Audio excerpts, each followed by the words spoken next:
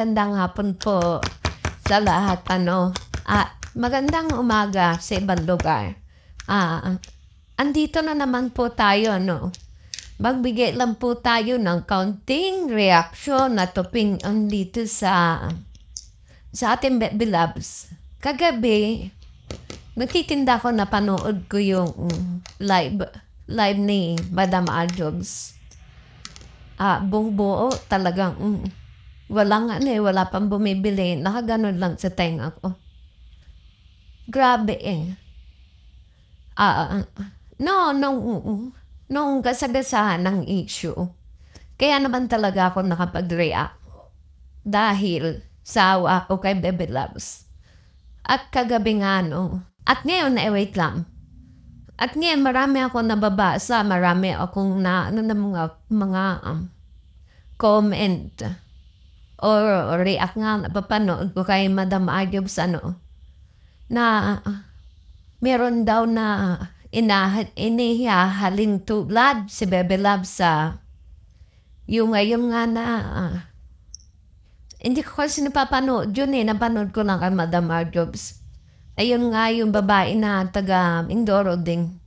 Well, kung sino man po, para sa akin na opinion ko, kung sino man po yung napupusuan ni Sir PB, sa kanya na lang po yun, diba? Wag na po natin ihalin tulad si Baby Loves kasi wala naman diba? Wala naman nangyari na yung kumbaga sa yung ligawan na ata, diba? Wala naman. Kundi teleserye lang talaga. So wag na po natin ikumpara. Wag na. Kasi magkakaroon po lang yan ng magkakaroon lang ng salitan ba na hindi maganda. Katulad niyan, yung ganyan nangyayari. Kayso ganyan si Baby Loves at yung isa ganun. Magkaiba naman po yun. Hindi ko man napapanood yung kabila. Hindi na talaga kasi ako nanonood. Sorry talaga, hindi na po talaga. Kay Baby Loves lang ako. So, sa mga reactor nila. Kay Baby Loves kasi lang talaga siya, totoo ba? Totoong tao. Kumbaga sa wala siyang, siguro hindi natin manahali siya na kaunting meron kang dapat ingatan na hindi mo sabihin, di ba? Ganun naman talaga tayo, di ba?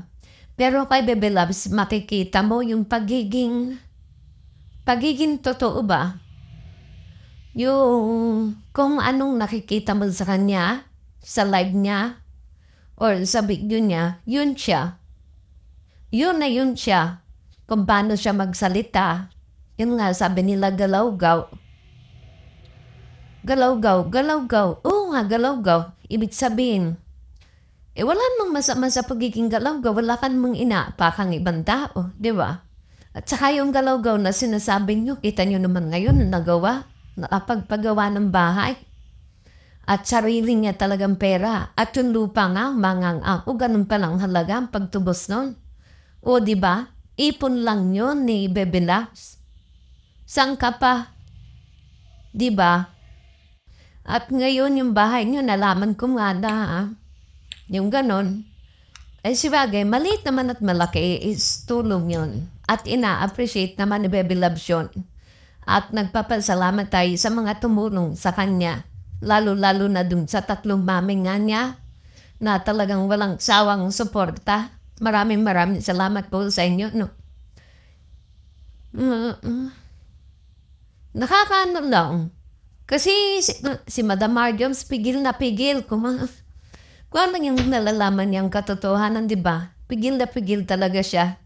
Ayaw niya magsalita. Kumbaga sa yung kahit ayaw niya magsalita kahit alam niya katotohanan. Ang talagang tinitira lang niya yung mga buzzers na talagang wala naman pakundangan na hindi na nagsawa. Ako kaya nagsawa na ako dun sa paulit-ulit na lang na kanilang ginagawa. Paulit-ulit na lang. Puro na lang pinupunteriya nila si Baby Loves case. So ganyan. Ganon. Diyos ko. Nakabantay lang ba kayo, Bebe Labs? Wala ba kayong plano sa buhay na iba naman ang gawin nyo? Hindi yung puro na lang pagbabantay sa ibang tao kung ano yung ginagawa. Diba? Kung ayaw yung manood, kung talaga hindi kayo interesado, huwag na kayo manood. Ibig sabihin, interesado kayo, kaya nanonood kayo.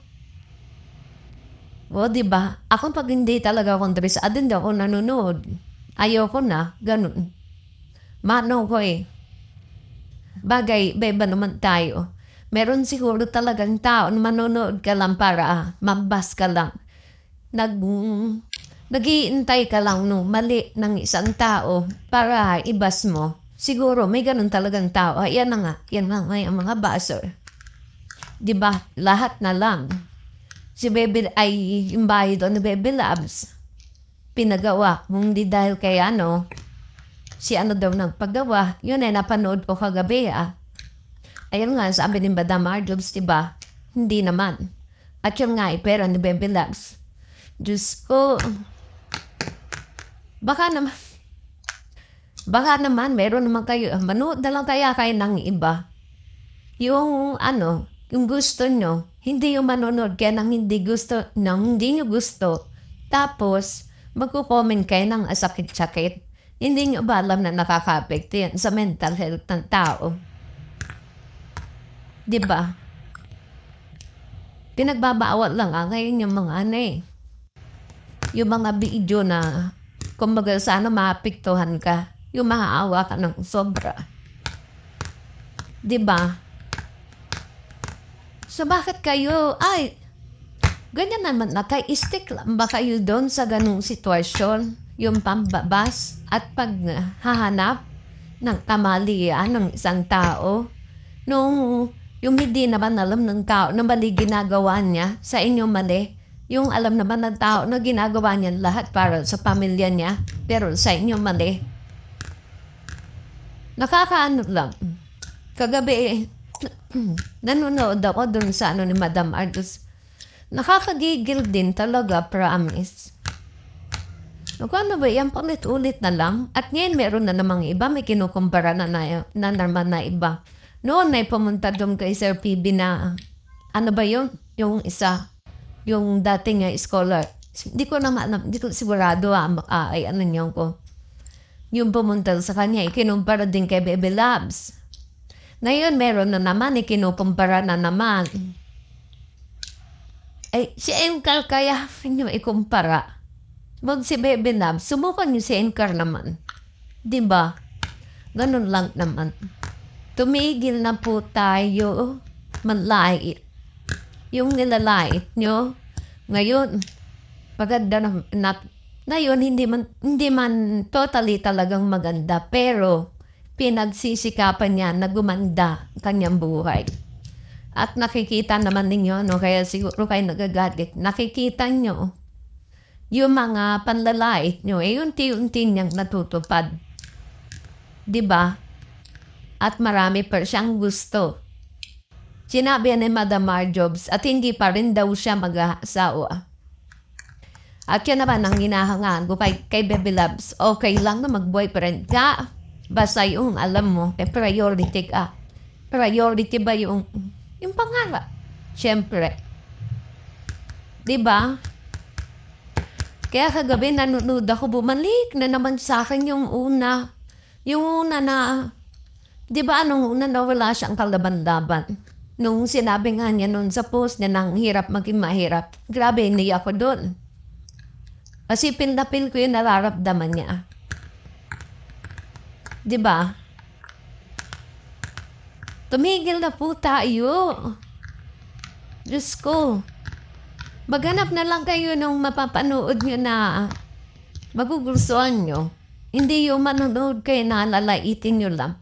Diba? Maging masaya po tayo sa buhay natin.